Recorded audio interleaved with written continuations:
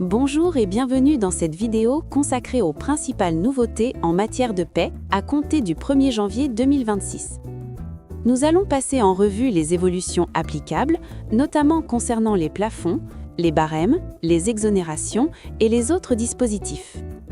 Commençons par le plafond mensuel de la sécurité sociale. Ce plafond constitue une référence essentielle pour le calcul de nombreuses cotisations sociales, notamment en matière de retraite et de prévoyance. Il est revalorisé de 2% au 1er janvier 2026 et doit être pris en compte dans l'ensemble des calculs de paie concernés.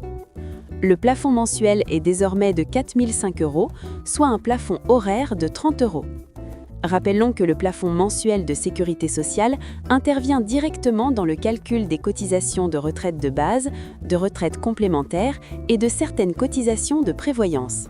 Il est donc indispensable de vérifier que ce plafond est bien appliqué dans votre logiciel de paie.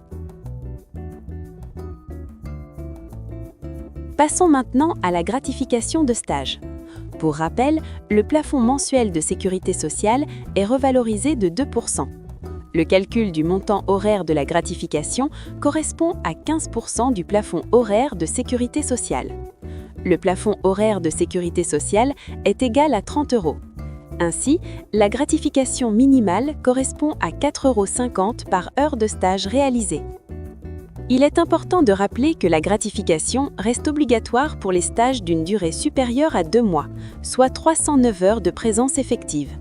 Cette gratification est exonérée de cotisations sociales dans la limite du montant légal fixé par la réglementation. Revalorisation du SMIC. Au 1er janvier 2026, le SMIC horaire brut est égal à 12,02 €, soit une revalorisation de 1,18%. Le SMIC mensuel brut s'établit désormais à 1 823,3 €. Le minimum garanti, utilisé notamment pour l'évaluation de certains avantages en nature, est fixé à 4,25 €. Contrat d'apprentissage. Concernant les contrats d'apprentissage, la rémunération reste exprimée en pourcentage du SMIC. Ce pourcentage varie selon l'âge de l'apprenti et selon l'année d'exécution de son contrat. Ces paramètres doivent être vérifiés attentivement lors de chaque évolution de situation de l'apprenti. Pour rappel, voici un tableau récapitulant les modes de calcul de la rémunération des apprentis. Contrat de professionnalisation. Pour les contrats de professionnalisation, la rémunération est exprimée en pourcentage du SMIC. Elle dépend de l'âge de l'apprenti, de l'année d'exécution de son contrat, mais aussi de son niveau de qualification ou de diplôme. Voici pour rappel les différents niveaux de rémunération récapitulés dans ce tableau. Avantages en nature et frais professionnels. Abordons maintenant les avantages en nature et plus particulièrement les repas. Pour cette année, la valeur unitaire forfaitaire d'un repas est égale à 5,50 €. Cela correspond à une valeur forfaitaire journalière de 11 €. Lorsque les repas sont fournis gratuitement ou pris en charge par l'employeur, ils doivent être évalués selon les règles évoquées précédemment. À présent, concernant les repas des salariés du secteur des hôtels, cafés, restaurants et bars, l'évaluation repose sur la valeur d'un minimum garanti par repas. La valeur forfaitaire unitaire d'un minimum garanti est égale à 4,25 €. Cela correspond à un minimum garanti. Enfin, la valeur forfaitaire journalière est égale à 8,50 €.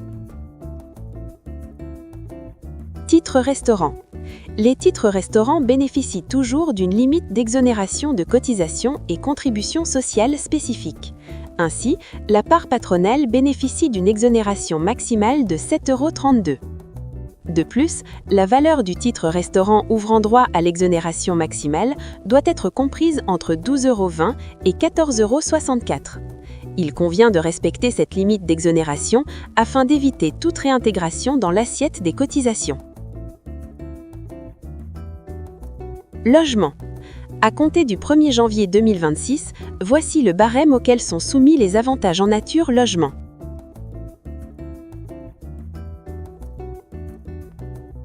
Indemnité repas. Concernant les indemnités repas, celles-ci dépendent de la situation du salarié. Chaque situation ouvre droit à une exonération dans la limite d'un montant maximal fixé par l'administration fiscale. Indemnité grand déplacement. Les indemnités grand déplacement restent soumises à des barèmes précis relatifs à la durée du déplacement ainsi qu'à la nature des indemnités à régler aux salariés. Ces montants doivent être actualisés chaque année et appliqués conformément aux règles de l'URSSAF. Saisie sur salaire. En cas de saisie sur salaire, des règles très strictes et encadrées sont à respecter. La quotité saisissable, c'est-à-dire la part du salaire net qui peut faire l'objet d'une cession ou d'une saisie, est reprise dans le tableau suivant. Attention, en matière de saisie sur salaire, le salarié doit obligatoirement conserver un reste à vivre minimal.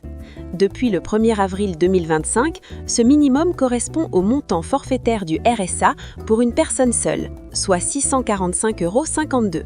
Ce montant est majoré de 145 € par personne à charge.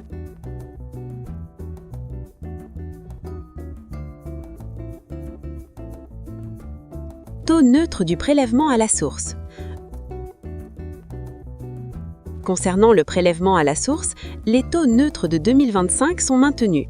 Ils restent applicables dans l'attente du vote de la loi de finances pour 2026. Quelques nouveautés importantes. Augmentation du taux de cotisation vieillesse déplafonné. Une nouveauté concerne la part patronale de la cotisation vieillesse déplafonnée. Le taux patronal augmente, passant de 2,2% à 2,11% en 2026. Cette évolution impacte directement le coût du travail qui augmente pour les employeurs.